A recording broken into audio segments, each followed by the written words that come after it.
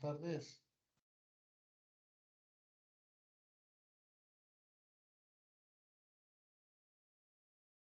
Buenas tardes, maestro. ¿Cómo están?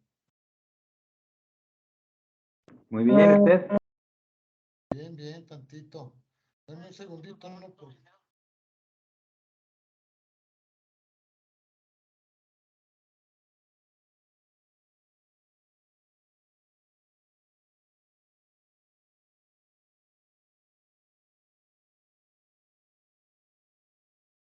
Permítame un segundito, sí, porque Claro que sí. tengo que hacer una llamada, ¿sí?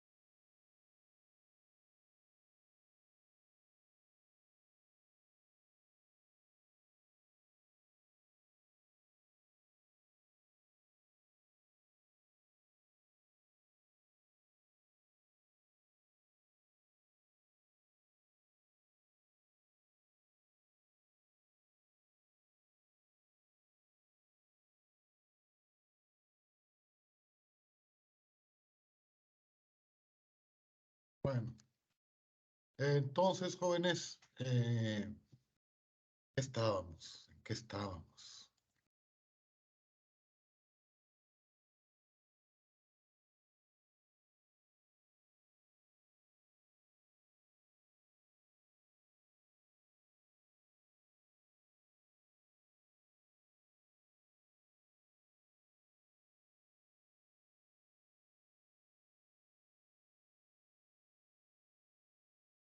¿Sí me escuchan? Sí, maestro. Ah, perdón. Bueno, a ver, según recuerdo, lo que vimos ayer fue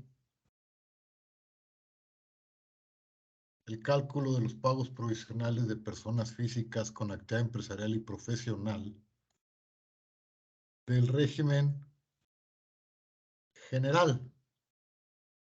¿De acuerdo? Sí, Están viendo el Excel, ¿verdad?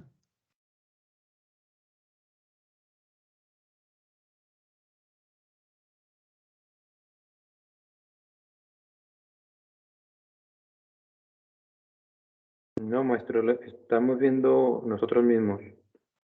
A ver, ahí que están viendo.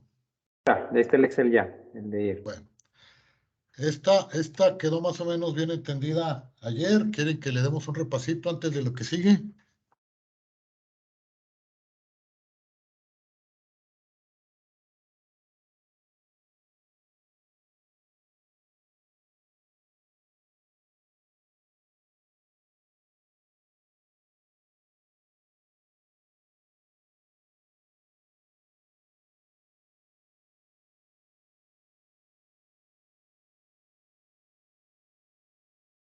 Yo creo que seguimos, maestro. Ok, bueno, ahí va. Me están diciendo por WhatsApp que sí quieren repaso, ¿verdad? Lo que estoy buscando es, bueno, ahorita lo busco. Entonces, como vimos ayer, en el caso de las personas físicas con actividad empresarial del régimen general, porque hay otro régimen que ahorita vamos a ver, se acumulan los ingresos de cada uno de los meses. O sea, en enero es el primer mes, pues son nada más los de enero, pero en febrero se acumula enero y febrero, y en marzo se acumulan enero, febrero y marzo, y en abril así, hasta en diciembre que se acumulan los 12 meses del ejercicio. Por eso el papel de trabajo tiene los ingresos del mes y abajo vienen los ingresos acumulados. Lo mismo sucede con las deducciones del mes. Las deducciones de cada uno de los meses las voy acumulando y entonces comparo los ingresos acumulados con las deducciones acumuladas y me da la base del impuesto. A esa base del impuesto le aplico la tarifa, que también vimos ya que la tarifa se acumula. Si esta es la tarifa, están viendo las tarifas ahorita. Si esta es la tarifa mensual, entonces yo tengo que calcular o bajar, estar checando cuál es la tarifa que se aplica al mes. Pero lo más fácil es, como dice la misma ley, sumar límite inferior, límite superior y cuota fija de cada uno de los meses para sacar la tarifa aplicable en ese mes. En este caso, ayer vimos, y les dije yo, la manera más fácil de hacerlo, pues hagan ustedes una tarifa vinculada, de tal manera que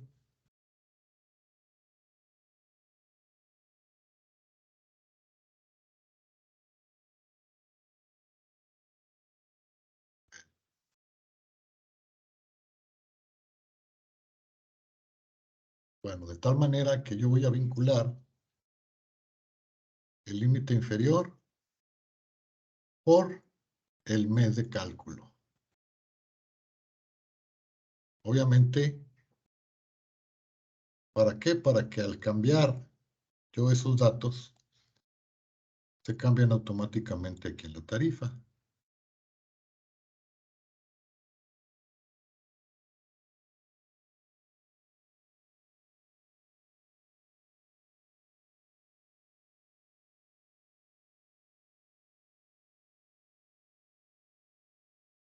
Entonces, el mes 1 va a ser idéntico a la tabla de pagos provisionales mensuales que viene en la ley, que es la misma que aplicamos para los sueldos. ¿De acuerdo?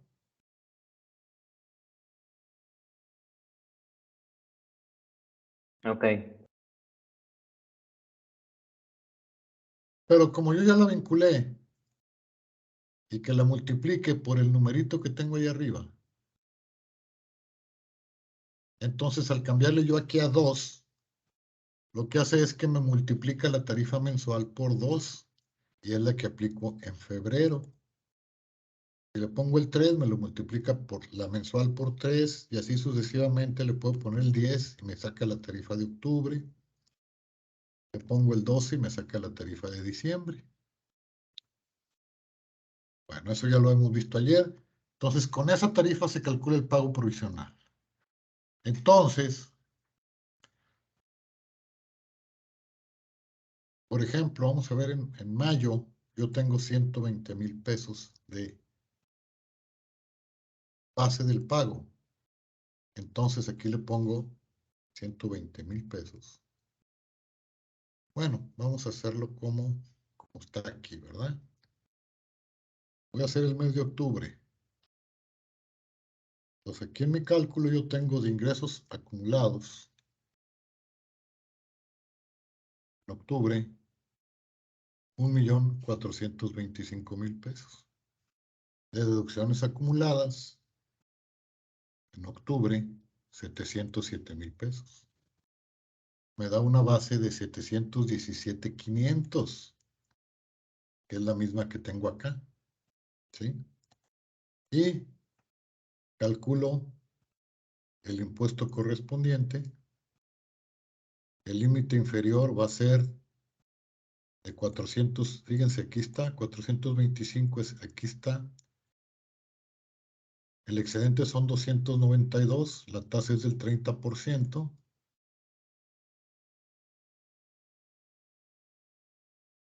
Me da un impuesto marginal de 87 más 79, total a pagar 167. Esto es para que vean cómo se aplica la tarifa, que es igual que la de sueldo, nada más cambian las cantidades. Aquí en el cálculo, si se fijan, me da 167,445 pesos. Pero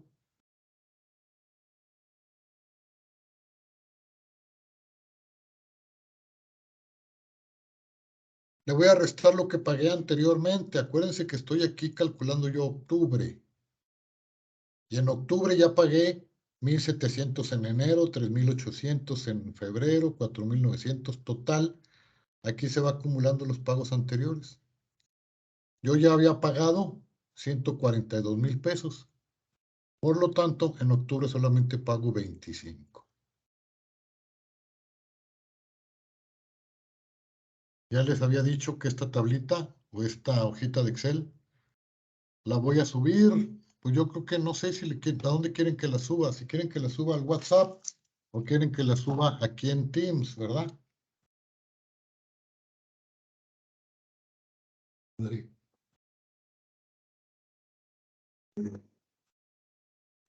Maestro, en Teams no tenemos acceso. ¿Qué quieres, cocas? No, cigarros.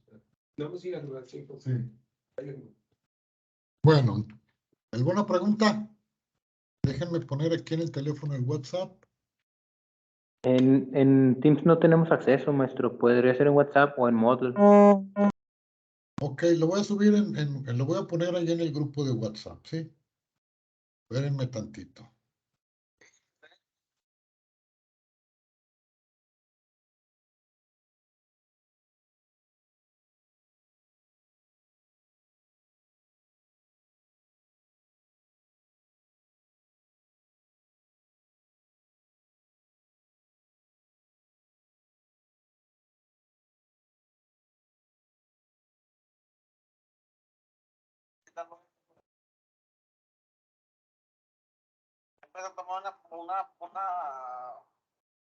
Pues yo le comentaba, en realidad, es que, mira, si aparece.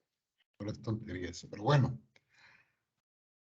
Ahora vamos a pasarnos a la ley, porque esto es como se calcula el impuesto sobre la renta de las personas físicas con honorarios y actividades empresariales. Vamos a darle un repasito a la ley, a ver si la encuentro por aquí. Ley del ISR, aquí está.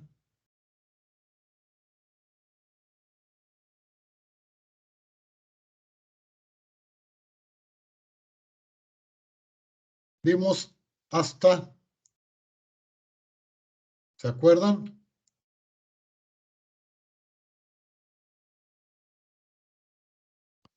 Vimos el artículo 100, que es donde empieza el capítulo segundo del título cuarto de la Ley del Impuesto sobre la Renta. Ingresos por actividades empresariales y profesionales, ¿se acuerdan? Bueno, esto vimos ayer. Dentro de este capítulo hay varias secciones. La sección primera es el régimen de actividades empresariales y profesionales, lo que llamamos el régimen general. ¿Sí? Y explicaba qué son actividades empresariales, pues todas las actividades provenientes de comercio, industria agrícola. ¿Y qué son los honorarios? Pues todo servicio profesional o las remuneraciones de un servicio personal independiente, que no sean del capítulo primero. El capítulo primero ya vimos que es de sueldos y salarios. ¿Cuáles eran los ingresos acumulables? ¿Cuáles son las deducciones autorizadas? Vimos que los ingresos se consideran efectivamente percibidos cuando se cobran y las deducciones se pueden aplicar cuando se pagan.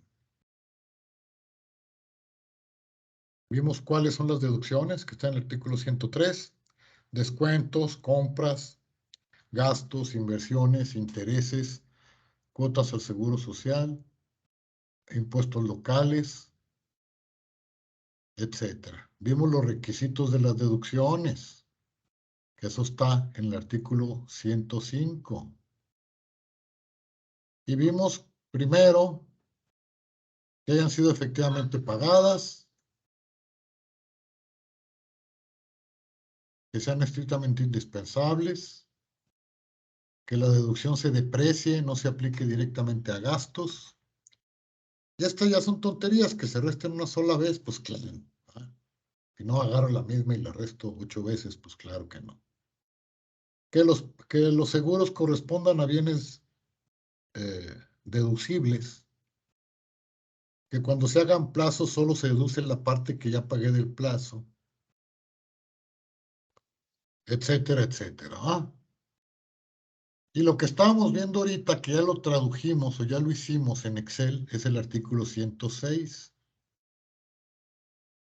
Efectuarán pagos provisionales a cuenta del impuesto del ejercicio más tardar el día 17 del mes posterior al que corresponde el pago, mediante declaración que presentarán ante las oficinas autorizadas. La oficina autorizada ahora es el portal del SAT. Ya no hay que llevar papeles a ninguna oficina. Tiene uno que entrar al SAT y ahí presentar. Si no tienen internet, si no se saben usar el SAT, pues necesitan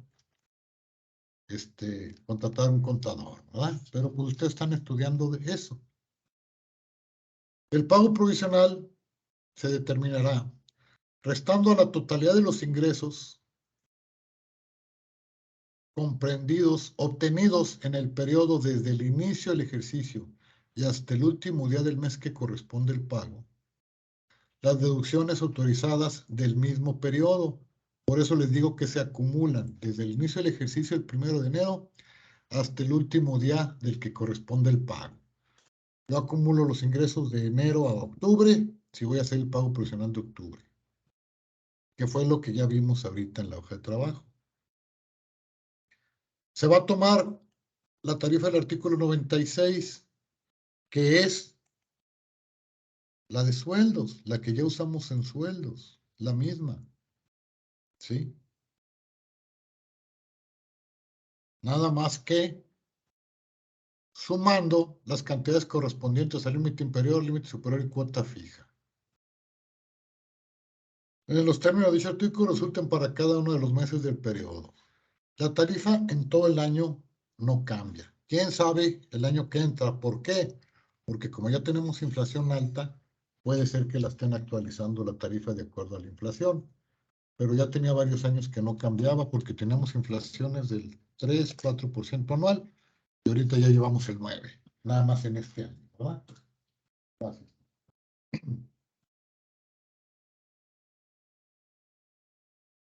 Ya lo feriaste, ya no yo pienso. Bueno, Este párrafo que estoy subrayando ahorita, pues es el que dice cómo debemos de calcular la tarifa que se va a aplicar en cada mes. ¿Dónde estamos? ¿Dónde estamos? Voy a quitar la cámara.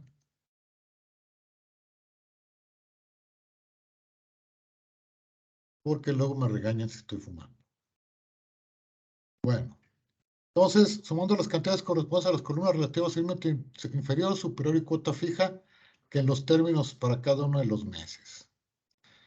Esto es lo que les comentaba ayer. Las autoridades fiscales realizarán las operaciones aritméticas y las publicarán en el diario. Todas las tarifas que se aplican, la autoridad tiene la obligación de publicarlas.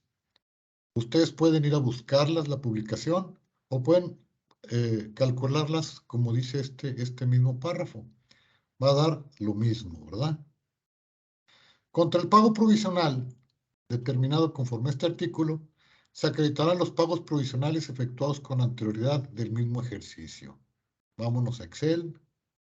Ya vimos que yo en octubre calculé que tengo que pagar 167, pero le resto lo que ya había pagado, que eran la suma de todo esto, de todos estos, que va a dar 142, ¿verdad? ¿Por qué sé que va a dar 142? Más los 8 me va a dar 167. ¿Sí?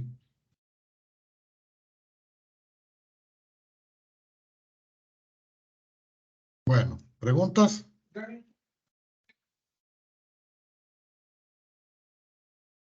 ¿No hay preguntas, jóvenes? Voy a abrir WhatsApp a ver qué. Bueno, ok. No hay mensajes ahorita en WhatsApp.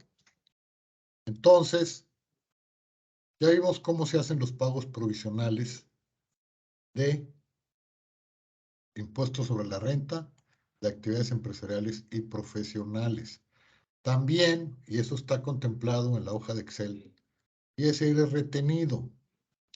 Ya les había comentado que cuando una persona moral le pague honorarios a una persona física, actividad empresarial no, honorarios, le va a retener el 10% de los honorarios que le pagan. Suponiendo que todos estos pagos fueron de persona moral, yo aquí tendría que calcular de los ingresos el 10%, que es lo que le retuvieron, y también se van acumulando.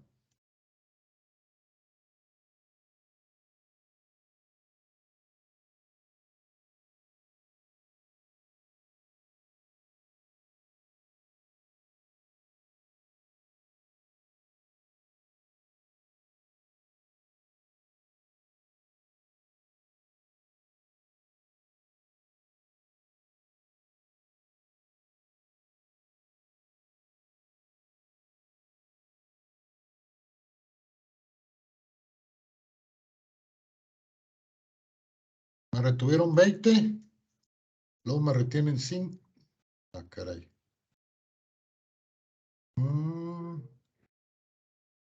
C10 por 0.1.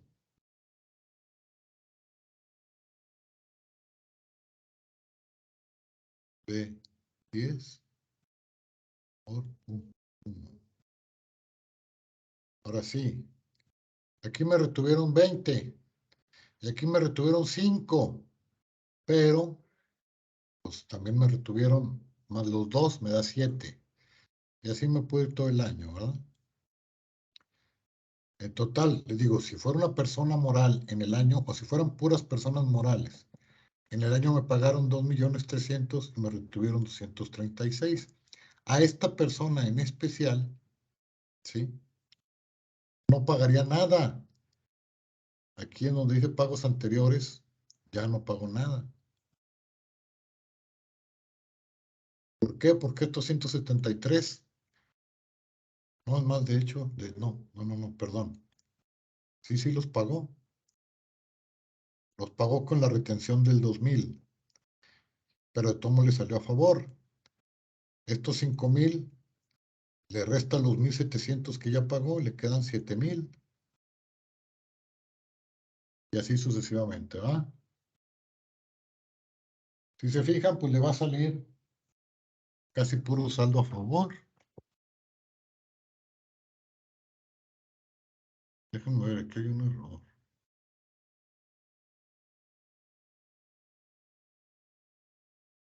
De 10 por punto 1 más.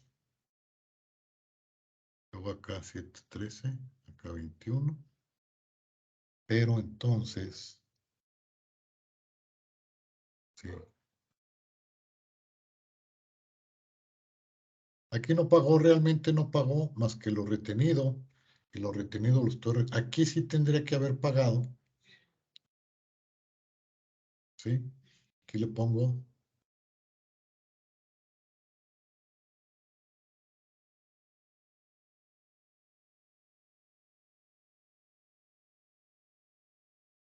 Le vuelve a salir a favor.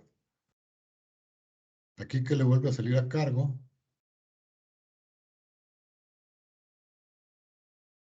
Voy a poner.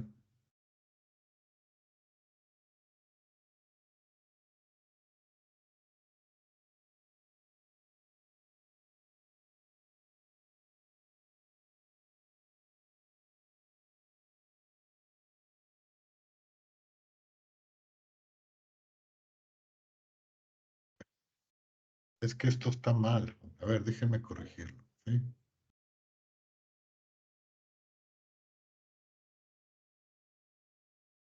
Eso debe de ir ahí.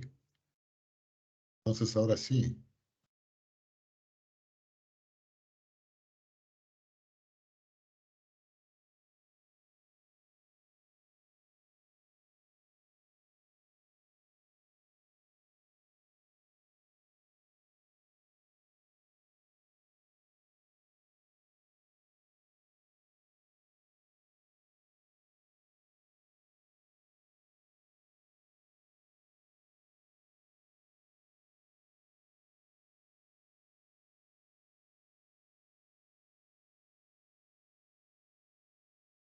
Bueno, pagos anteriores, aquí no pago nada, no pago nada, no pago nada, no pago nada. Aquí tendría que haber pagado, pero como no había pagado nada, entonces aquí le va a salir a pagar 21 menos los pagos anteriores que no dan nada. Y aquí que le sale a pagar 20, pero ya pagó 21. Entonces le sale otra vez a favor. Aquí tendría que pagar 19, pero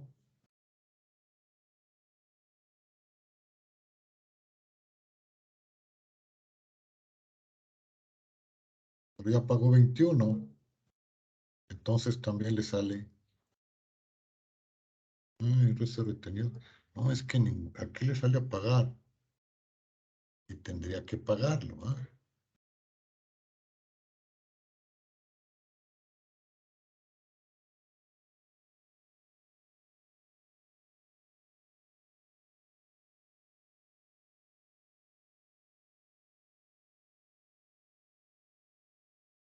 Ok. Ya pagó los 21, esto le hago acá. ¿Mm?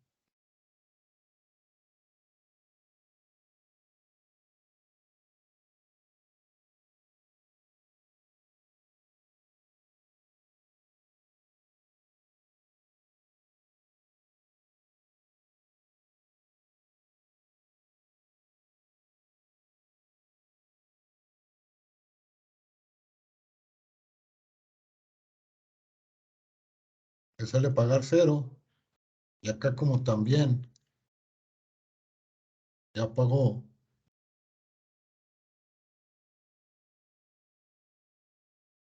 Aquí le sale 0, pero acá también ya pagó los 21.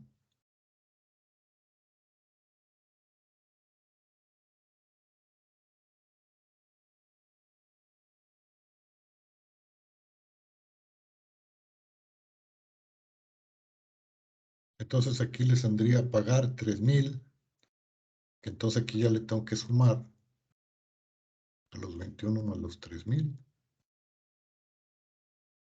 De acá en noviembre le sale a pagar 61 menos 24 que ya pagó, tendría que pagar 36. De acá ya pagó los 24 más los 36 y le sale a pagar 4,000. Así quedaría, ¿va? ¿Me expliqué o los hice más bolas?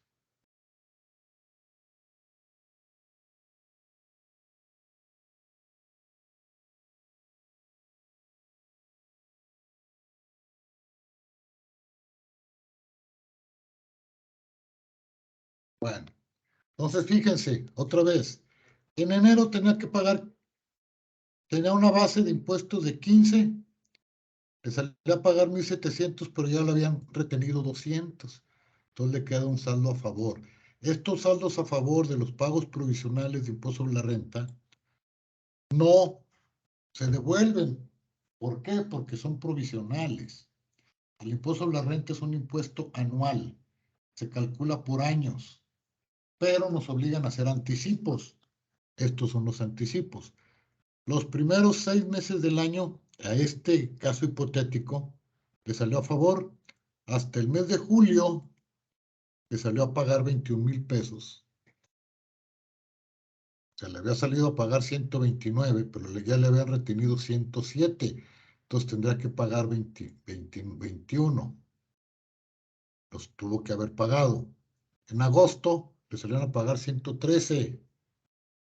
Por lo tanto, le salieron a pagar 133, pero ya le habían retenido 113 y tendría que pagar 20, pero ya había pagado 21, entonces le queda a favor.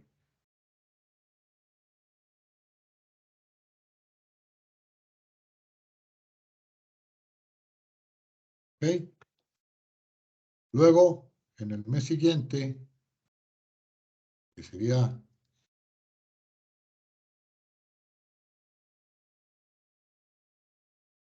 septiembre, conforme a la tabla, le salieron a pagar 122, 142, pero ya le habían retenido 122, tendría que pagar 19, pero como ya había pagado 21, le queda a favor. Octubre, 165, 167, ya le habían retenido 142 y ya había pagado 24. Espérenme.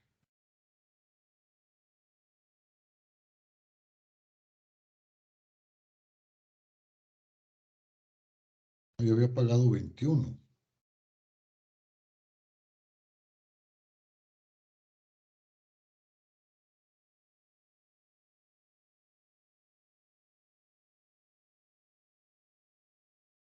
Sí, así está, 24, ya ha pagado 21, tendrá que pagar 3,158.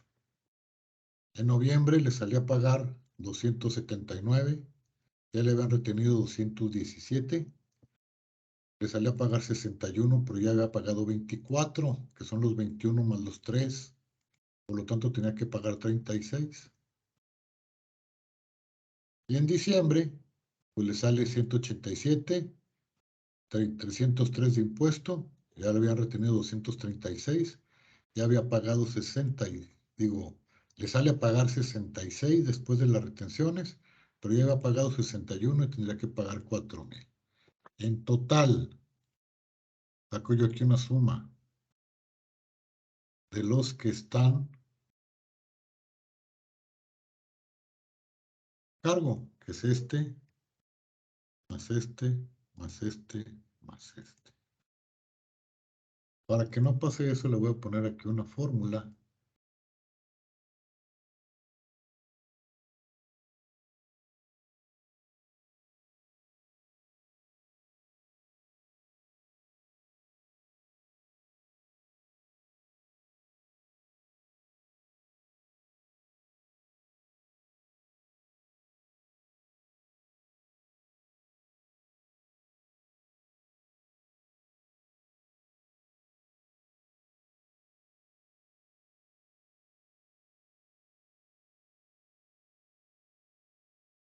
Cuando salga a favor, aquí en el pago provisional me va a salir un 0.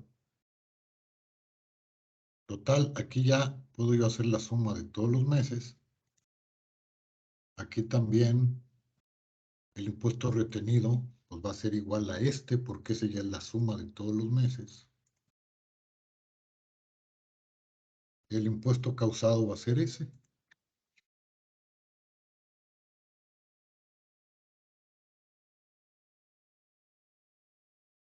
Ok, estos datos son los que se van a poner después en la declaración anual. Obviamente los ingresos acumulados también y las deducciones autorizadas también. Ya lo vamos a ver cuando hagamos la declaración anual, pero les voy a dar un adelanto. En la declaración anual se hace por todos los capítulos de ingresos que tiene la persona. Si una persona tiene ingresos por salarios, tiene ingresos por honorarios, tiene ingresos por arrendamiento, tiene ingresos por intereses, tiene ingresos por dividendos, tiene muchos tipos de ingresos, tiene que llenar dentro de la declaración anual un capítulo de cada una de los ingresos que tiene. Aquí vamos apenas en el capítulo segundo, pero vamos a ver otros 7 u 8 capítulos.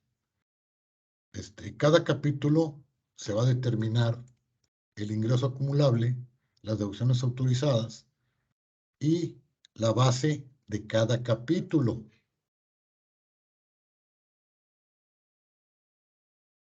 Después se suman todas las bases y se aplica una sola tarifa anual. ¿Ok? Pero eso ya lo veremos en su momento. Esto es, se puede decir que es el repaso de lo que vimos ayer. ¿Sí? Aquí habla de que cuando los contribuyentes presten servicios a personas morales, les van a retener el 10% sobre el monto de los pagos que les hagan sin deducción alguna. Hablamos de los ingresos esporádicos. ¿Y aquí es lo que les estoy diciendo ahorita? 109. Los contribuyentes que se refiere a esta sección y todas las demás secciones van a calcular el impuesto del ejercicio en los términos del artículo 152. Este artículo 152. Ok, la canción. Es donde viene cómo se hace la declaración anual. Ya llegaremos ahí, ¿verdad? También les dije que en algunos casos los gastos o las deducciones pueden ser mayores que los ingresos y eso genera una pérdida. Y que la pérdida de un ejercicio se puede disminuir de utilidades de los siguientes 10 ejercicios. Que la pérdida se actualiza.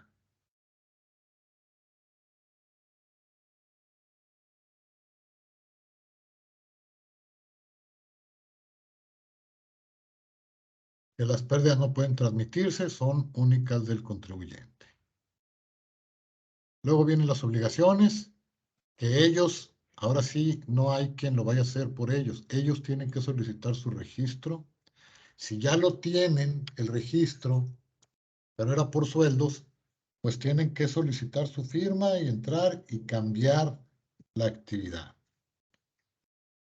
Tienen que llevar una contabilidad. Tienen que expedir comprobantes, facturas. Tienen que conservar la contabilidad, los comprobantes y los asientos. Y los que sean actividades empresariales, o sea, que tengan negocio, tienen que hacer un balance y un inventario por lo menos cada año.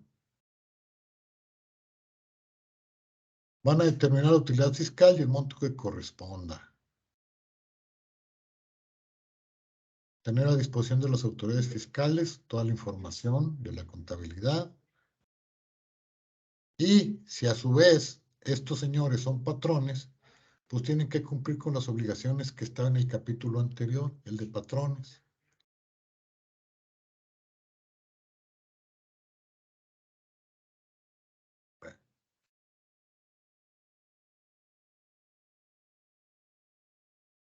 Les dije también que la sección segunda del régimen de incorporación fiscal fue derogado. ¿Cuándo se derogó? Apenas en diciembre del año pasado. Sin embargo, algunas personas, muchas, de hecho, en realidad, estaban dentro del régimen de incorporación fiscal. Y al haberlo derogado, la ley nos indica que no se puede aplicar una reforma de manera retroactiva. O sea, emiten una ley ahorita, pues es aplicable a partir de ahorita, no para atrás, ¿verdad? Entonces, las personas que estaban dentro del régimen de incorporación fiscal y desean seguir en el régimen de incorporación fiscal, pues lo pudieron haber hecho. Es más, todavía pueden hacerlo, nada más presentando un aviso, porque el SAT los cambió a todos, pero pues muchos no quisieron, se pueden amparar y una bola de problemas. Entonces dicen, tú puedes seguir en el régimen de incorporación fiscal. Este régimen era diferente. En resumen, eran ingresos menos deducciones, igual, nada más que del impuesto sobre la renta, el primer año les quitaban el 90% de lo que tenían que pagar. El segundo año el 80%, el tercer año el 70%, y así podían estarse, si ellos querían, hasta 10 años, con un descuento muy importante en el impuesto de la renta y en el IVA. Y además con beneficios si vendían o facturaban a público en general. Bueno, esa sección segunda ya no existe, pero algunos contribuyentes todavía la van a seguir usando mientras les convenga. La sección tercera es a través de Internet, plataformas tecnológicas, etcétera, ¿verdad? Los Uber, los Didi, los que venden por Mercado Libre o Amazon, etcétera. Actividades empresariales que enajenen bienes o puestos de servicios a través de Internet.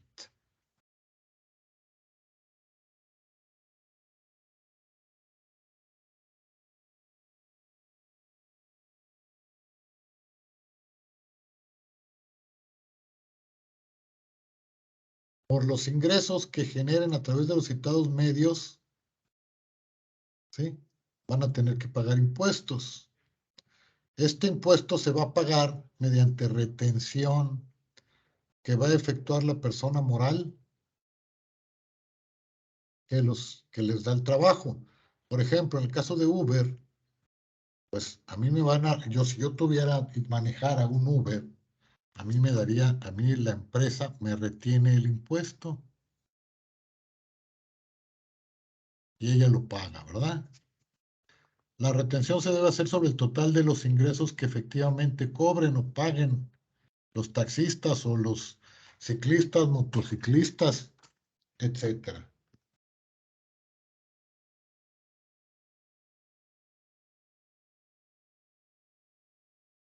Bueno, la retención se deberá efectuar sobre el total de los ingresos, sin el IVA. Esta retención es un pago provisional,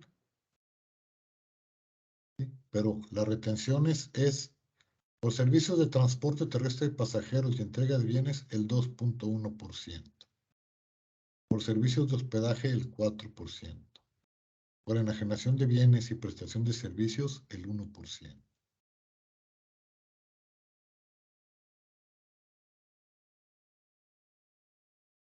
¿Qué pasa cuando yo le pago directamente al Uber y no a través de la tarjeta o no a través del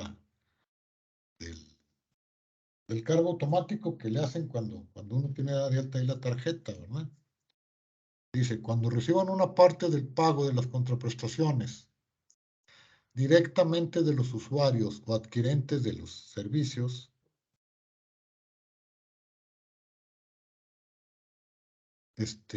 cuando no excedan de 300,000 pesos, podrán optar por pagar el impuesto sobre la renta directamente de los usuarios de servicios o adquirentes de bienes, aplicando las tasas de retención que se refiere el presente artículo, ¿verdad?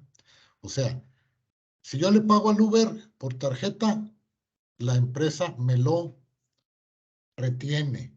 Pero si me pagan en efectivo, y no excede de 300,000 pesos al año, lo puedo pagar yo, aplicando las mismas tasas supuestamente. En ese caso, el impuesto será definitivo. Lo pago y ya. No tengo que hacer un cálculo anual. En el caso de que ellos me paguen directamente al que está prestando el servicio. Bueno, estas personas también pueden optar, aunque sean contribuyentes y tengan derecho a presentar una declaración, etcétera, ¿sí? Ellos pueden optar porque le retengan y que las retenciones sean pago definitivo. O sea, reténme y ya, ahí muere, ya me quitaste el 2.1 o el 4 o el 1% y ese es mi pago definitivo, ¿sí? Pero siempre y cuando únicamente obtengan artículos de esta sección, de esta ley, de este artículo anterior, y que no hayan excedido de 300,000 pesos.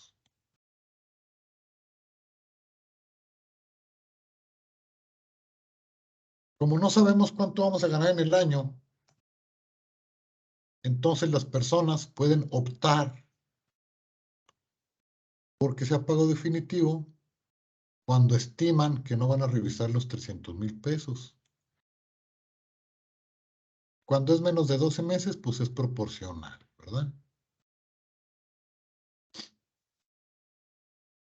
También pueden optar para ese pago definitivo cuando tengan otros ingresos, como los del capítulo primero, que es sueldos, o el capítulo sexto, que son intereses. Cuando ejerzan la opción de que sea pago definitivo, no tendrán derecho a deducciones. Tampoco deben llevar contabilidad ni conservar comprobantes digitales. Sí deben expedir comprobantes fiscales que acrediten los ingresos que perciban, pero si optan porque todo se les retenga y sea pago definitivo, ¿sí? Esos comprobantes los va a hacer las plataformas tecnológicas. O sea, el Uber se encarga de eso.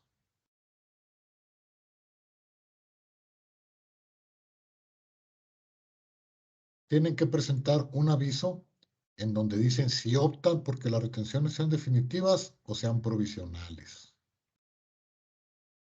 Ya una vez que ejercen la opción no la pueden cambiar en 5 años. Cuando ya no quieran, ya dejen de trabajar en eso, ¿sí? Va a cesar la opción prevista. O sea, ya no va a poder optar porque sea pago definitivo después. O sea, yo estoy en Uber, luego ya me doy de baja. Luego cuando me vuelvo a dar de alta, no, ya no, ahora son pagos provisionales. Ya no puedes optar porque sean definitivos.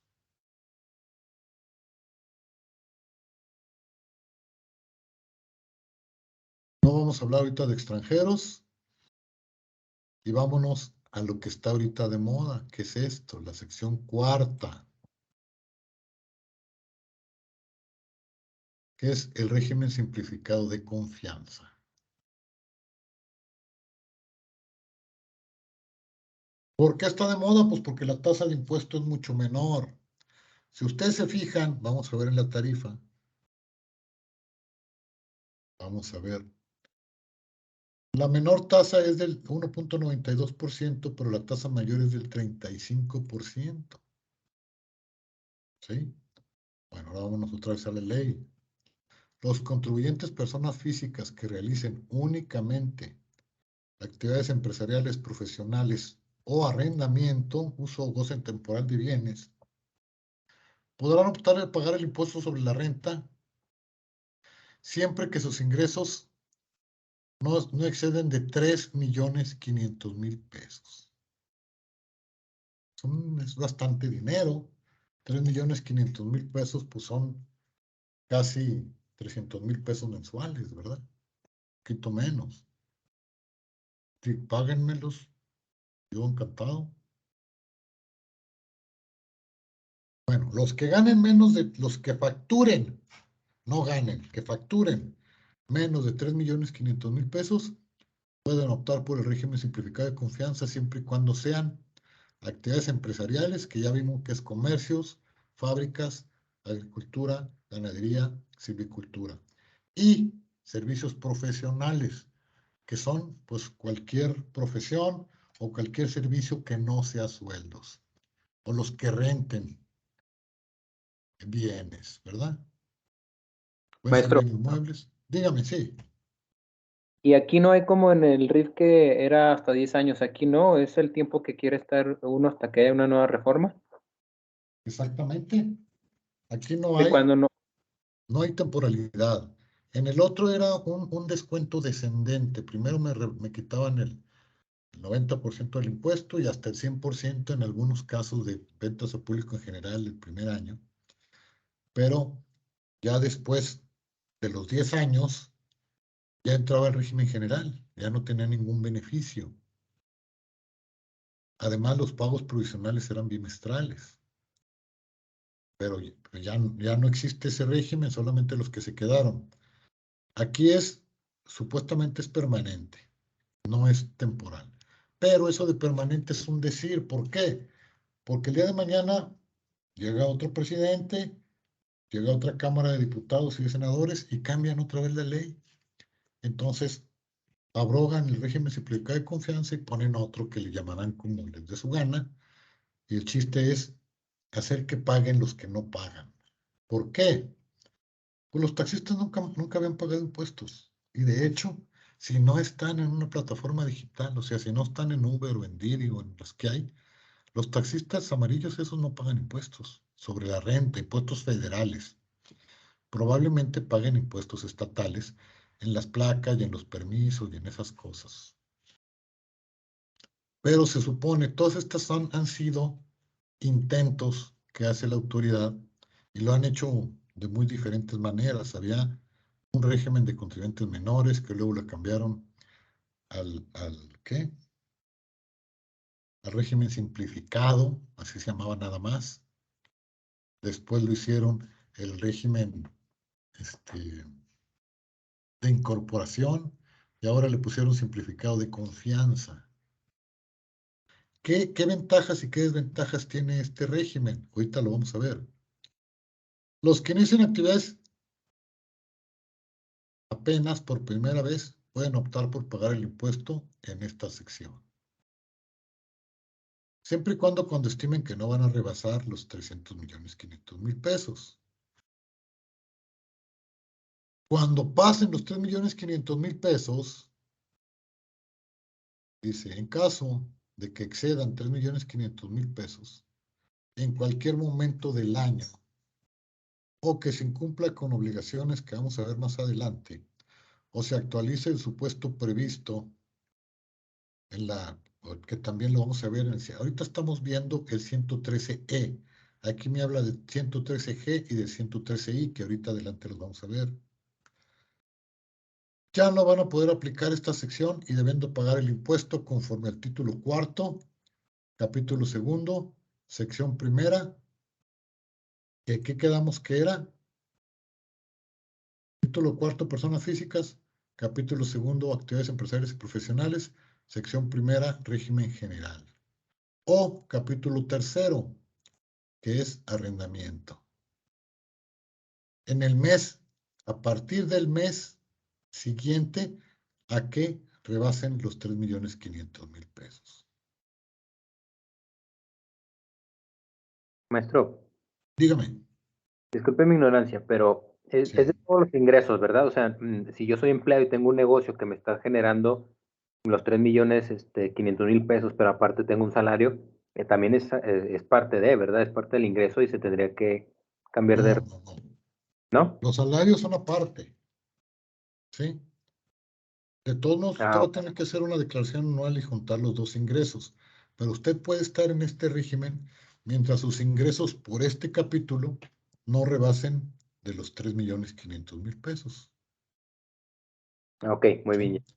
Tienen que presentar igual pagos mensuales el día 17 del mes inmediato posterior, igual que lo del régimen general, ¿sí? Y deberán presentar una declaración anual a que se refiere el 113F de esta ley. Ahora fíjense la tabla que se aplica para este régimen. Los pagos mensuales considerando el total de ingresos, sin incluir el IVA, obviamente, ¿verdad? Porque el IVA es aparte. Y esto es sin aplicar deducción alguna. Aquí no tengo un derecho a ninguna deducción. Se aplica directamente sobre los ingresos. No es como en el otro, que eran mis ingresos menos las deducciones y a lo que quedaba le aplicaba yo la tabla. Pero la tabla iba del 2% al 35%, del 1.92 al 35%. Y aquí no, aquí directamente a los ingresos, hasta 25,000 pesos el 1%, hasta 50,000 pesos el 1.10%, hasta 83,000 1.5%, hasta 200,000 2% y hasta 300,000 2.5% de impuestos. Es mucho menos la tasa, pero esa tasa pues, se hace más grande si consideramos que no tengo deducciones, porque la otra es una tasa más alta, pero me permite deducciones, me permite inclusive tener alguna pérdida, que esa pérdida la puedo yo utilizar para dejar de pagar impuestos en el futuro. Y fíjense, los contribuyentes que se vio este artículo también podrán aplicar lo dispuesto si tienen capítulo primero y cuarto del título sexto de esta ley. El título sexto también lo vamos a ver, pero son ingresos de los extranjeros, ¿verdad? Pero el capítulo primero y sexto del título cuarto. Perdón. Entonces, el capítulo primero son sueldos, ¿sí? Y el sexto son intereses. Si usted tiene intereses y sueldos, no le hace, puede aplicar esto que está aquí, ¿sí? Cuando los contribuyentes dejen de tributar por incumplimiento de obligaciones fiscales, en ningún caso pueden volver a tributar aquí. Tratándose de los que excedieron de 3,500,000 pesos, podrán volver siempre que los ingresos del ejercicio pasado no hayan excedido 3,500,000 pesos. O sea, en un año me pasé de 3,500,000 pesos, pues yo el año que entra no puedo aplicar este régimen. Pero ese año ya no pasé los 3,500,000, el año que sigue después me puedo devolver a este régimen. ¿Quiénes no pueden estar en este régimen? No podrán aplicar lo previsto en esta sección, ¿sí? Los que sean socios accionistas de alguna persona moral, cuando sean partes relacionadas. Que sean residentes en el extranjero, que tengan establecimientos en el país. Que tengan ingresos a regímenes preferenciales o que perciban ingresos a que se refieren la fracción tercera, cuarta, quinta y sexta. Esto es, ¿sí? El artículo 94 de la ley, que vamos a verlo, que son los que reciben ingresos de personas morales con fines no lucrativos, ¿sí? Son los asimilables a salarios. ¿Se acuerdan cuáles eran? Los funcionarios de entidades federativas y los miembros de las fuerzas aéreas, los que reciben ingresos de las sociedades cooperativas, los miembros de consejos directivos, los que presten honorarios a un prestatario, o sea, todo lo que sea asimilables a salarios, no entra, no puede optar por el régimen simplificado de confianza. En cualquier momento me pueden interrumpir para hacer preguntas y si es en WhatsApp, pues déjenme abrirlo para poder ver.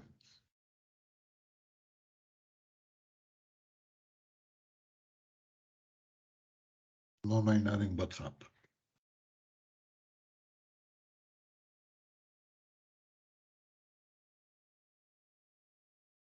Aquí viene en el segundo párrafo, digo, en este párrafo, que los que son actividades agrícolas, ganaderas, silvícolas o pesqueras, o sea, actividades primarias,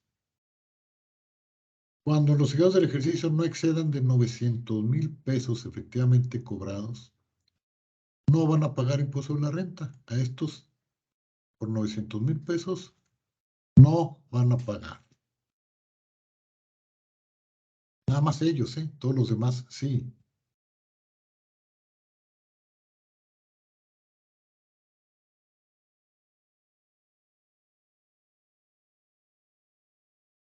Cuando excedan, entonces ya pueden utilizar título cuarto, capítulo segundo, sección cuarta, que es la que estamos viendo, que es el régimen simplificado de confianza. O sea, hasta 900,000 pesos no pagan ISR, arriba de 900,000 pesos pueden aplicar este régimen.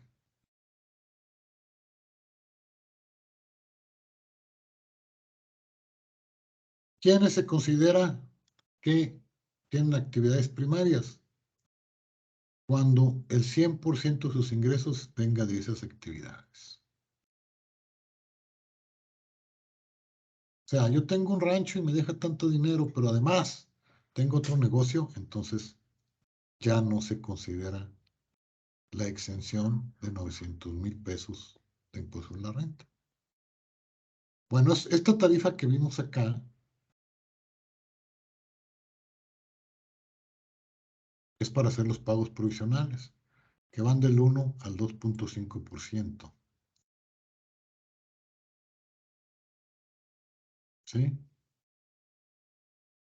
La declaración anual, porque estos sí tienen obligación de presentar una declaración anual, que los del régimen de incorporación no tenían. Estos sí tienen esa obligación. Digo, no tenían la obligación los del régimen de incorporación porque los pagos bimestrales eran definitivos.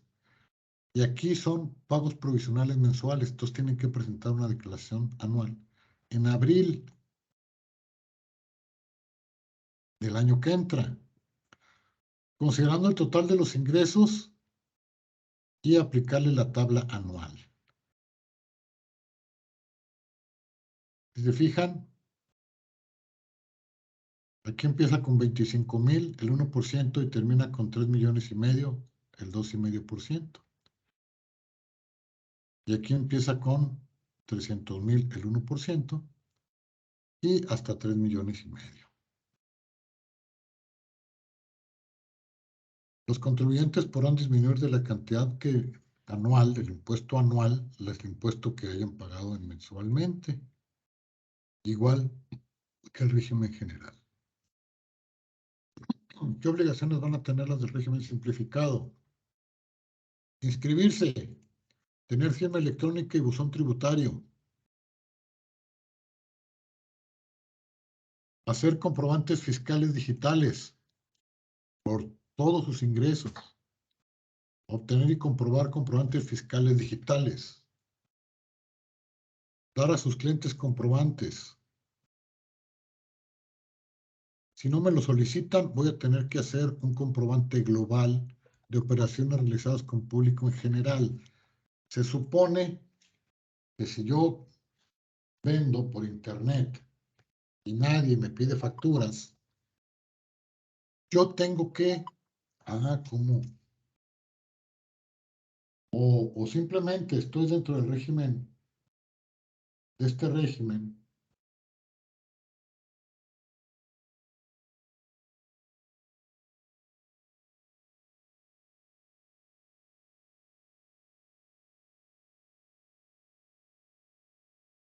yo tengo, por decir, un negocio que vendo tacos y nadie me pide facturas.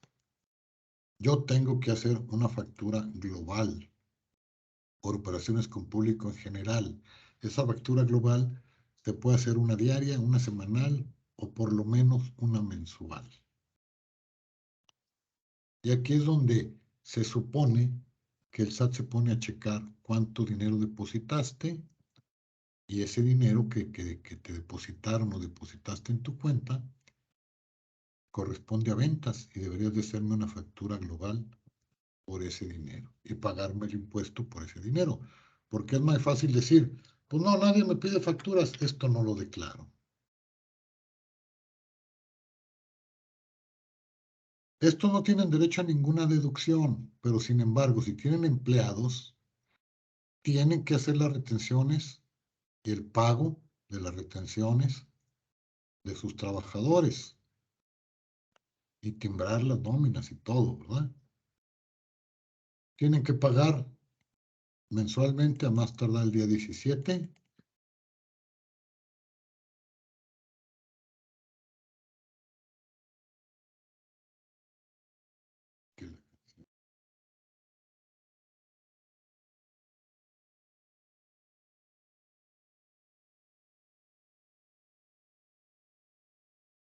El mes siguiente, a través del portal de internet, ¿verdad?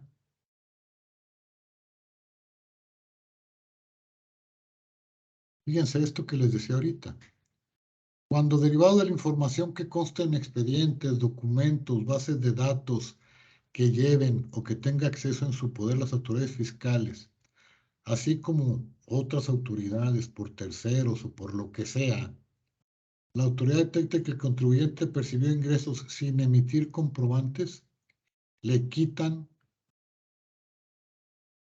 la facilidad de esta sección y se tiene que ir al régimen general. Y tiene que presentar la declaración en el mes de abril. Y aquí habla de cómo calcular la PTU, pero pues ya no tiene que ver con impuestos, sino con Ley Federal de Trabajo, ¿verdad? Pero todos lo vamos a ver.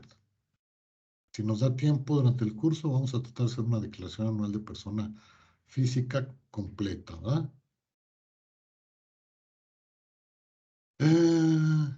Tienen que estar registrados y activos en el Registro Federal de Contribuyentes. Cuando renueven actividades,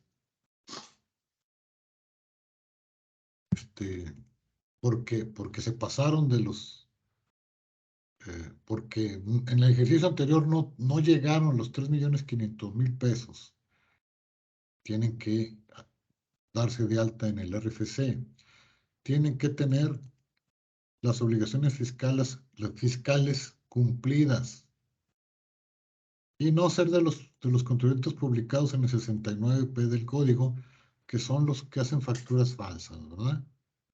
O apócrifas. Si dejan de pagar 3 o más pagos mensuales, pierden su derecho a estar en el régimen de confianza.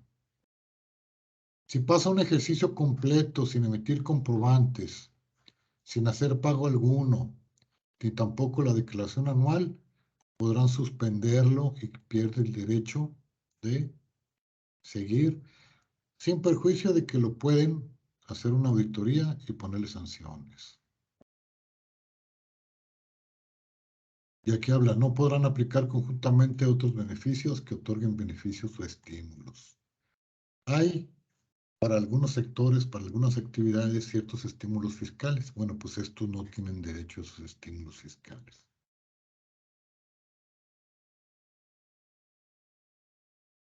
Cuando estos contribuyentes, los del régimen simplificado de confianza, le cobren a personas morales, estas van a tener que retener un impuesto que va a ser el 1.25% de los pagos que les hagan, sin considerar el IVA. Las personas morales retienen por honorario, retienen por arrendamiento, retienen por salarios y también retienen por el régimen simplificado, como que las personas morales son las encargadas de cobrar por el SAT las retenciones y enterarlas. Y obviamente esta retención se va a restar del pago mensual que les corresponda hacer, de acuerdo con la tarifa mensual que vimos allá arriba, ¿verdad? Esto sería todo lo del capítulo segundo, actividades empresariales y profesionales. Ya vimos que hay 4 secciones, pero una está derogada. Realmente, podemos estar diciendo que son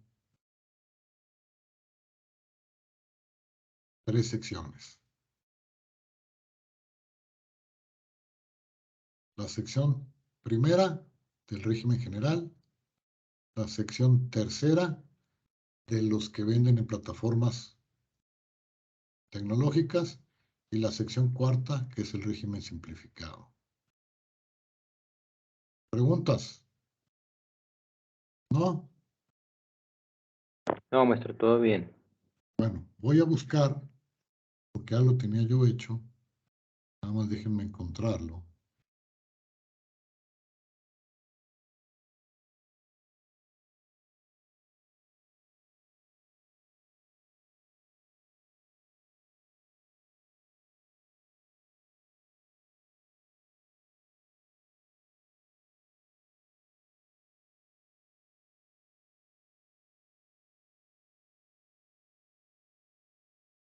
Híjole, es que no, ese no es.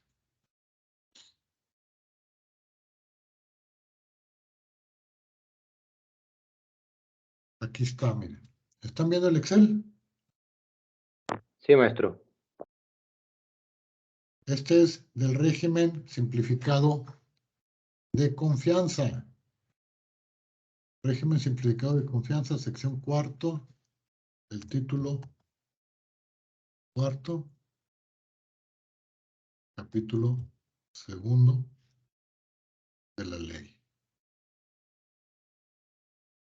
Capítulo cuarto de la ley ISR, capítulo segundo, sección cuarta. Aquí son ingresos nada más, sin acumular y sin nada, ¿sí? A los ingresos del mes le aplico la tasa aplicable, que acá está la tasa aplicable. De 0 a 25,000 pesos el 1%, de 25,000 a 50 el 1.10, y así ya lo habíamos visto, ¿verdad? Bueno, me sale a pagar 200,000 pesos, digo, de 20,000 pesos pago 200 pesos y es pago único, sin deducciones y sin nada. Lo que puede haber son retenciones en caso de que los pagos los hagan personas morales. Por ejemplo, si ese pago hubiera sido a personas morales, me hubieran retenido el 1.25% de esto. Entonces ya me salía a favor, no tendría que pagar nada. Aquí en mayo de esos 100,000 pesos, la mitad, vamos a ponerle como ejemplo,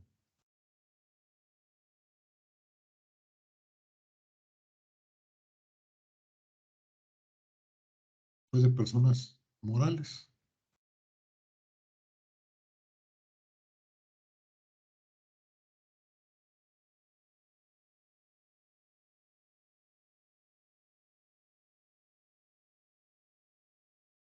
Entonces, me retuvo 6,250 y este mes no pago. Aquí, sí, aquí no pago, acá sí pago, acá sí pago, acá sí.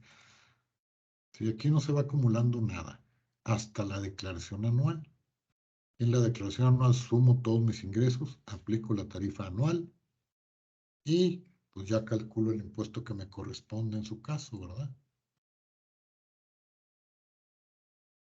También este archivo se lo voy a dejar ahí. En estos dos archivos, la parte de abajo también viene el IVA, pero eso lo vamos a ver después. Ahorita estamos viendo ISR. Es que realmente el tema del régimen fiscal de personas físicas es muy amplio. ¿Por qué? Porque incluye ICR, incluye IVA, incluye en su caso IEPS, el Impuesto Especial sobre Producción y Servicios, que son de los que se declaran, ¿verdad? Vamos a ver lo que alcanzamos a ver, pero por lo pronto, el impuesto un poquito más difícil y más importante es el impuesto sobre la renta. Importante porque de él se basan los demás impuestos, ¿verdad? El IVA, pues es muy fácil, es IVA cobrado menos IVA pagado y se acabó. En todos, en personas físicas, personas morales. Ya si nos complicamos la vida, hay algunos gastos de impuesto sobre la renta que son parcialmente deducibles, solamente el IVA es parcialmente acreditable. Si tengo ingresos grabados y ingresos exentos, tengo que sacar una proporción, etcétera. Todo eso lo vamos a ver cuando veamos el IVA. Por lo pronto ahorita ya vimos todo lo que es el título cuarto, capítulo segundo de actividades empresariales y profesionales, que tiene 3 secciones. De hecho, tiene 4, pero una ya está derogada. Y seguiría el título tercero, el capítulo tercero, arrendamiento. Ya vimos en el anterior que los arrendadores pueden optar por el régimen simplificado de confianza, siempre y cuando cumplan los requisitos, que no rebasen de 3,5 millones, que no sean socios o accionistas, que no sean miembros del Consejo de Administración, que estén, ¿cómo se llama? Inscritos en el RFC, que tengan firma electrónica avanzada, etcétera, etcétera. Que no sean residentes en el extranjero, que no tengan régimen preferencial y que no tengan ingresos del artículo 94 que son asimilables a salarios. Bueno, si no quieren, si como arrendadores cumplen los requisitos del régimen simplificado, pero no quieren el régimen simplificado o no pueden entrar al régimen simplificado porque tienen además otros ingresos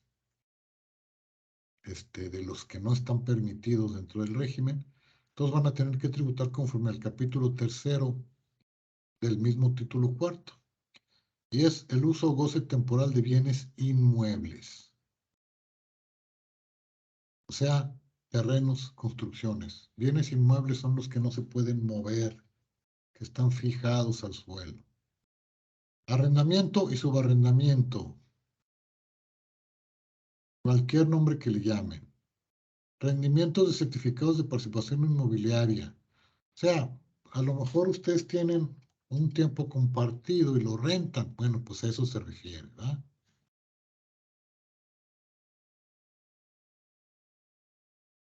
Los ingresos en crédito es.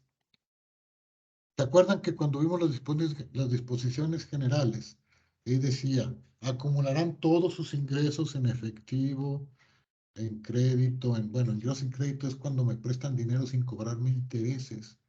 Los intereses son un ingreso según el SAT, ¿verdad? Los intereses que me debían de cobrar y no me cobran. Bueno, ¿qué pueden deducir los arrendadores del régimen general? El predial, contribuciones locales y si hay algún impuesto local, pues también, ¿verdad? Aquí en Coahuila y en Durango no hay impuesto local a los arrendadores. Hay un impuesto predial y hay contribuciones de mejoras, etc.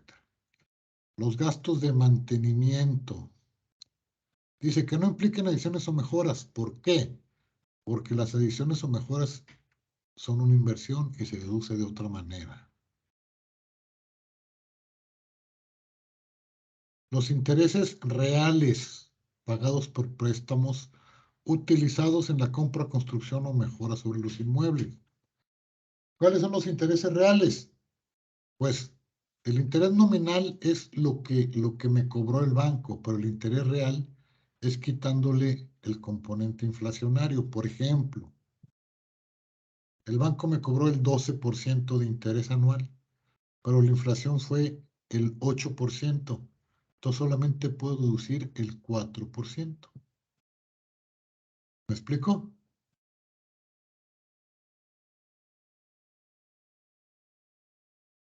Los intereses reales es el interés nominal quitándole la inflación. No hay preguntas aquí en WhatsApp ni nada. Siempre y cuando se obtenga un comprobante fiscal correspondiente. Si son los bancos, pues el banco da comprobante. Si son particulares, pues me tienen que dar un comprobante por los intereses. Y aquí dice, interés real son los intereses que exceden el ajuste anual por inflación. También pueden deducir los sueldos, comisiones y honorarios, así como alguna otra contribución que tengan que pagar sobre los sueldos. Pueden deducir los seguros que amparen los bienes respectivos y pueden deducir las inversiones en construcciones, incluyendo adiciones y mejoras. Pero aquí van a aplicar los porcentajes, no lo aplican directo como si fuera un gasto.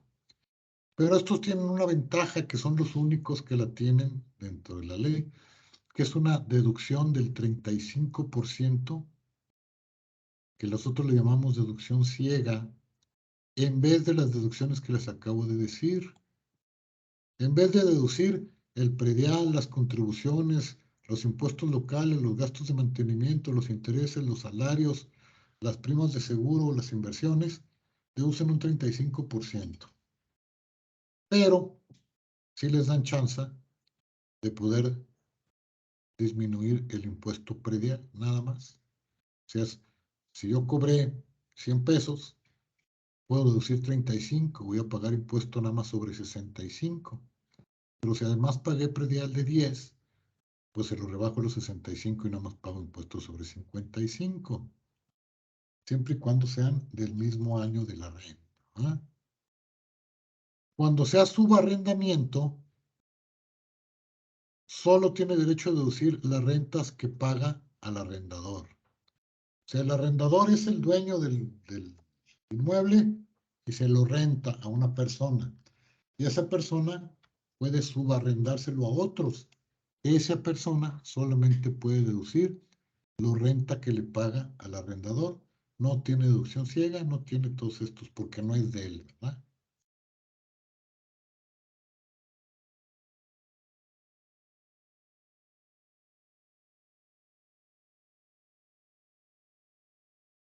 Aquí habla de cuando el contribuyente ocupa parte del bien y la otra parte la renta, solamente puede deducir en parte proporcional a la que no ocupa, o sea, la que está rentando, etcétera, etcétera, ¿no? Van a efectuar pagos provisionales mensuales o trimestrales, dependiendo de los ingresos. Ahorita vamos a ver. A más tardar el día 17 del mes siguiente al que corresponde el pago. El pago provisional se determina aplicando la tarifa conforme a lo previsto en el artículo 106 de esta ley. El 106 de la ley es la tarifa acumulada mensual. Es la otra. Esta. Es esta. ¿Se acuerdan que la calculábamos por un mes, por 2 meses, por 3 meses, etcétera? ¿Verdad? Bueno.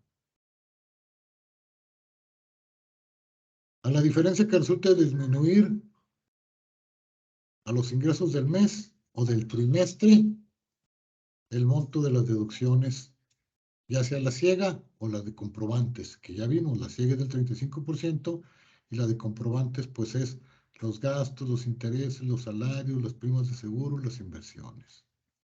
Hay que hacer la cuenta siempre, porque a veces la pura depreciación es más del 35% de lo que cobran de renta. Entonces, por lo tanto, a veces les conviene más hacerlo con comprobantes. Pero si quieren evitarse problemas, auditorías y cosas de esas, pues se aplican el 35 y ahí ese es de cajón y no es revisable ni nada. ¿Ah?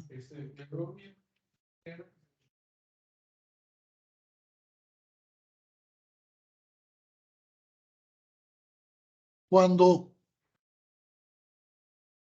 pagan personas morales, van a retener el 10%, igual que en honorarios. ¿Se acuerdan que en honorarios, cuando pagaban las personas morales, retienen el 10% del impuesto sobre la renta? Sin deducción alguna. Dice que tienen que darle contribuyentes, etcétera, pero luego vamos a ver en resolución miscelánea que si están timbrados las facturas no hay que dar estos comprobantes fiscales que consta el impuesto retenido. Las retenciones que hagan las personas morales tienen que pagar igual el día 17 del mes siguiente.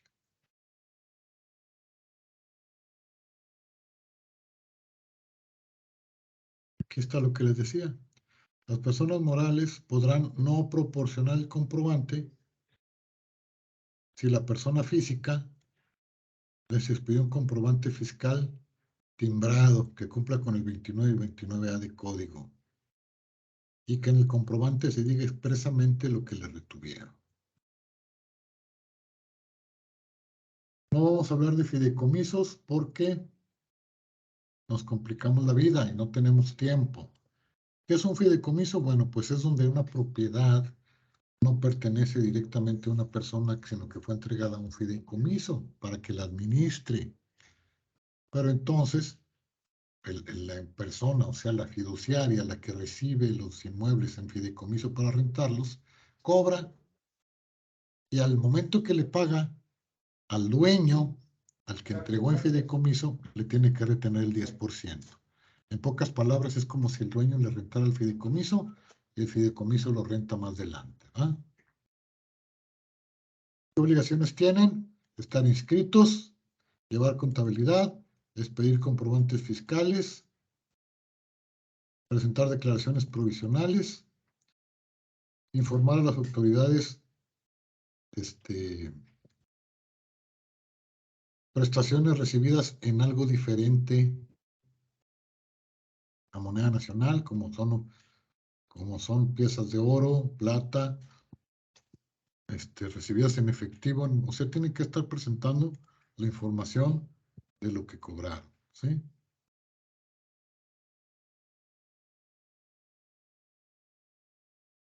El capítulo tercero es un capítulo sencillito de arrendamiento. En resumen, las personas físicas que otorguen bienes en arrendamiento hay de dos tipos, arrendador y subarrendador. El arrendador tiene derecho a deducir el impuesto predial, los sueldos, las mejoras, a deducir la inversión de los bienes o las mejoras que hagan en los mismos, los impuestos locales y punto. O, en vez de todo eso, solamente pueden deducir el 35% de los ingresos sin ningún comprobante y el impuesto predial. Los subarrendadores no pueden deducir nada más que la renta que le pagan al arrendador original. Tienen la obligación de presentar declaraciones mensuales de acuerdo con la tarifa y tienen obligación de presentar declaración anual. Preguntas de arrendamiento. Sí me perdí poquito, maestro. El primero que nos... es que ahorita que habla de persona física, o sea, el primero es una persona que se dedica exactamente a eso. O sea, como yo, que no sé, tengo dos propiedades, en una la habito y la otra la estoy arrendando. Entonces, Sí, ahí entro obviamente como persona física y aplica esto que acaba de mencionar al final. así Pero es. ¿Y mencionó en un usted qué ingresos tiene además del arrendamiento de esa casa? supongamos que un salario, suponiendo sin Bueno, conceder. entonces usted tiene ingresos por dos capítulos, por lo menos, el de salarios y el de arrendamiento. En salarios, si nada más trabaja para ese patrón, el patrón le va a tener que calcular todas las retenciones, pero como usted tiene otros ingresos, usted tiene a fuerza que presentar una declaración anual. Esa declaración anual, usted va a juntar los ingresos por salarios con los ingresos por arrendamiento. En salarios no hay deducciones. En el capítulo de salarios no hay deducciones, lo que son algunos ingresos exentos. Pero en arrendamiento sí. Entonces, cuando usted declare sus ingresos de arrendamiento, usted puede optar por la deducción ciega o la deducción con comprobantes. Ahora, usted es el dueño de la casa que está rentando o del inmueble que está rentando. Entonces usted es un arrendador. Si la persona que le está rentando a usted la renta más adelante, total o parcialmente, ese cuate no tiene derecho a ninguna deducción más que la renta que le paga a usted. Nada más que si él ocupa una parte, solamente puede deducir la proporción de lo que no ocupa, el 35% de la proporción que no está ocupando. No sé si me explico o ya quedamos peor. No, sí, o sea, en esto último que acabo de mencionar, obviamente, si la propiedad, no sé, mide, o son dos casas Sí, y deduciría el 35% del 50% de la propiedad. O sea, si la divido en dos partes, rento una parte, la otra la utilizo yo, solamente deduciría el 35% del 50% pues de la mitad del No, total de la... no. Si usted es un arrendador y tiene 2 casas, o es una sola casa partida en 2.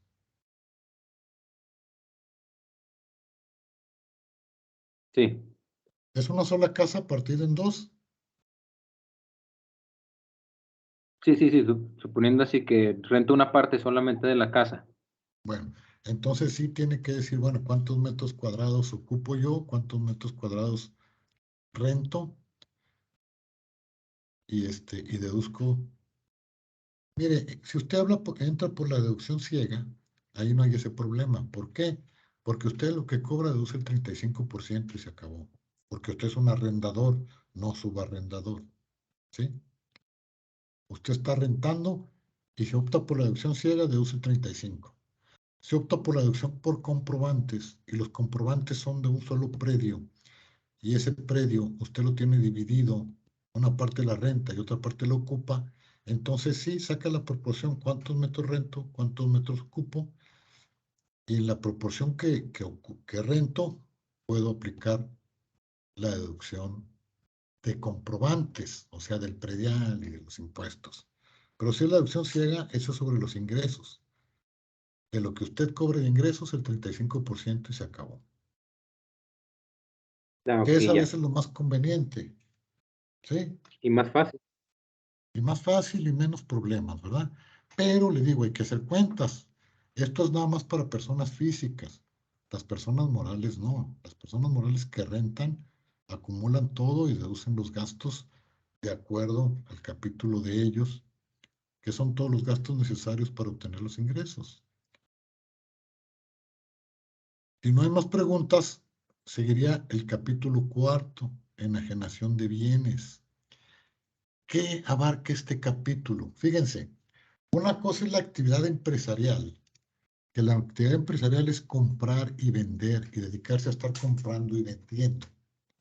Que la venta, a fin de cuentas, es una enajenación de bienes, pero pues es únicamente o esporádicamente, ¿verdad?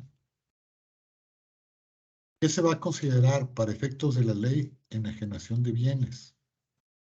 Dice, los casos previstos en el Código Fiscal de la FERC. Entonces tenemos que ir al Código Fiscal. El Código Fiscal dice compraventa, transmute, permutación, dación en pago, embargos. Cualquier transmisión de propiedad es una enajenación de bienes. Se haga como se haga. ¿Sí? Excepto cuando se hace a través de un negocio, que entonces ya es actividad empresarial. ¿Qué se considera como ingreso? La contraprestación obtenida. Cuando no haya contraprestación, por ejemplo, una herencia, yo le transmito en vida o en muerte la propiedad a un hijo o a una persona, aunque no sea un hijo, ¿sí? Se va a atender un avalúo. No hubo precio, me lo regaló, porque también el regalo es una enajenación de bienes. Se va a poner un avalúo. Fíjense, no se va a considerar ingresos por enajenación. Sí es una enajenación, pero no se va a considerar ingreso. La transmisión de propiedad por muerte, donación o fusión de sociedades, ni los que deriven de la enajenación de bonos de valores y otros títulos de crédito, porque eso se consideran intereses. Pero transmisión por muerte son las herencias. La donación, pues es una herencia en vida, digamos, ¿verdad? Y la fusión de sociedades es cuando 2 o más sociedades juntan sus activos, sus pasivos y capital para crear una sola. No se va a considerar para efectos del código como una enajenación, pero para efectos legales sí hay una enajenación en todos esos casos. Pero para efectos fiscales, estos no van a causar impuestos. ¿Qué pueden deducir? Lo que viene en el 121. Costo del bien que están vendiendo, que se puede actualizar. ¿Cómo? Con la inflación. El costo debe ser por lo menos el 10% del monto de la enajenación. El importe de las inversiones en mejoras y ampliaciones. Los gastos notariales, impuestos y derechos por adquisición e enajenación. Las comisiones y mediaciones pagadas por el enajenante con motivo de la adquisición e enajenación del bien. ¿Sí? Entonces, el ingreso que yo cobro por vender el bien, le puedo deducir el costo comprobado, las inversiones hechas en mejoras, los gastos notariales y las comisiones que pago por la enajenación.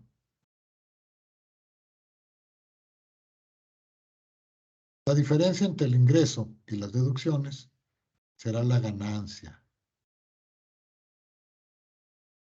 Y vamos a aplicar a calcular un impuesto. Esto se refiere más bien a inmuebles. Y el impuesto se calcula, como dice el 120, se divide entre el número de años en que se compró y en que se vendió, sin exceder de 20 años. O sea, la ganancia, ingreso menos deducciones. Yo tuve la casa por 10 años, la divido entre 10.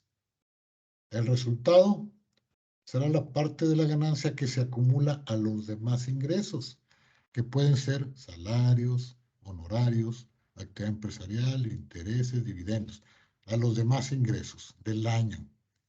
Y se calcula un impuesto.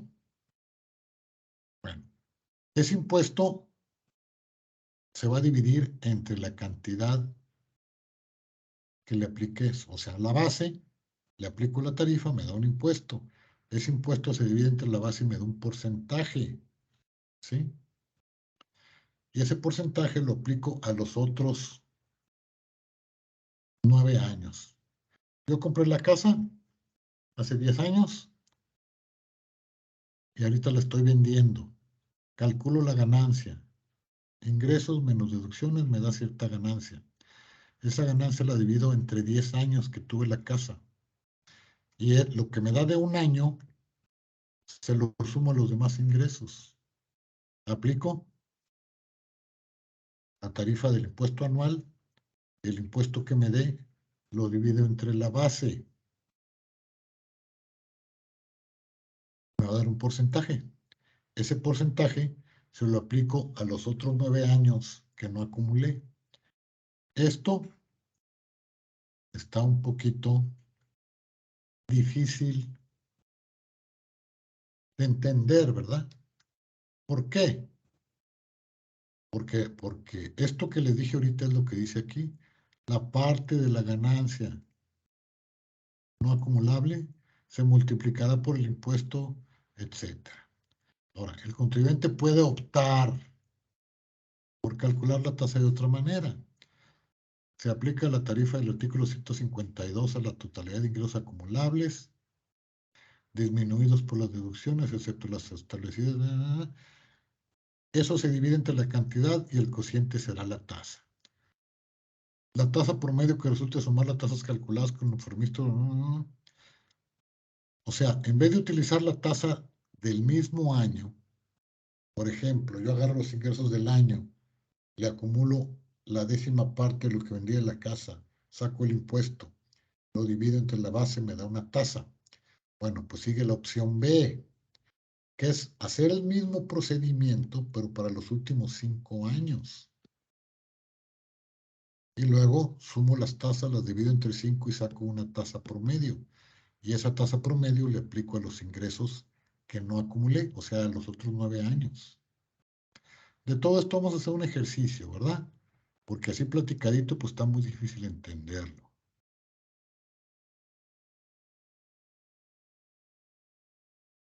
Bueno, yo creo, jóvenes, que por lo pronto aquí le vamos a dejar porque se complica la cosa y son muchos artículos y muchas cosas pues que no las van a captar todas de momento, ¿verdad? El estudio de la ley del impuesto sobre la renta lleva años, no se puede hacer en 2 horas y ahorita vamos muy a prisa.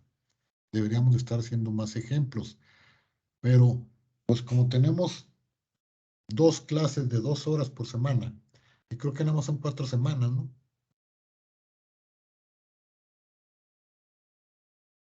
Creo que son 8 o 9 sesiones. ¿Ande? Son 9 sesiones. ¿Sí escuché bien? Sí, déjeme lo checo. Bueno, digamos, nos tenemos que ir un poco rápido. No nos podemos meter a los problemas más complejos porque se nos irían 2, 3 sesiones en un problema de ese tipo y ya no podemos ver todo lo demás que nos falta, ¿va? Yo quiero que veamos que obviamente se paga un impuesto por enajenación de bienes. Normalmente este impuesto lo calcula el notario, porque vamos a ver más adelante que el notario tiene la obligación de retener el impuesto, ¿sí? Entonces no tiene, sí tiene que ver, porque obviamente pues nosotros asesoramos a las personas, pero hay que conocerlo, pero es un poco complicado por las actualizaciones, por las depreciaciones, por si ya pasó de 20 años, que si no ha pasado de 20 años, etcétera, etcétera, etcétera. Luego ahí, por ejemplo, yo vendo una casa y esa casa se deprecia la construcción, pero no se deprecia el terreno. Entonces hay que separar el terreno de la construcción. Uno se actualiza de una manera, el otro de otra manera, se le aplica la depreciación a la casa y sobre eso se determina cuál es la ganancia y esa ganancia se puede dividir entre los años de tenencia, máximo 20, se acumulan en el último año y me da una tasa, o en los últimos 5 años saco un promedio y es un lío. Por eso mejor nos vamos a brincar esa sección. Por lo pronto, también nos vamos a brincar la sección de la enajenación en bolsa de valores, porque eso es muy especializado, ¿sí? Vamos a ir a los ingresos por adquisición de bienes, que es lo contrario de la enajenación, que es el capítulo 5. Después los ingresos por intereses, que es el capítulo 6.